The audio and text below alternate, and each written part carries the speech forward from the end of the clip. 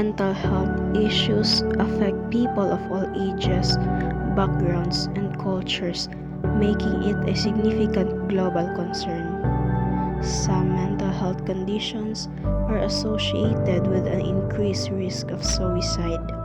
According to World Health Organization, around the world, approximately 970 million people are affected by mental disorders, with anxiety and depression being the most common conditions.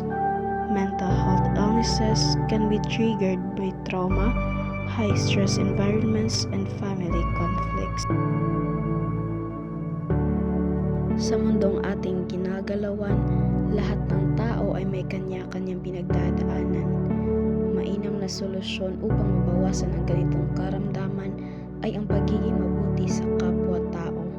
Kahit sa simpleng bagay lamang kagaya ng pagkikinig sa kanilang mga hinaing at huwag silang husgahan ay malaking bagay na para sa kanila.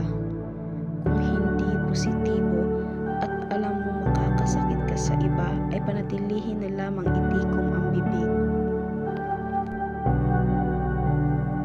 Makiisa tayo sa pagpapatupad ng pagbabago sa ating lipunan upang makontrol ang pagdami ng mga taong dadiagnose sa mental health disorder.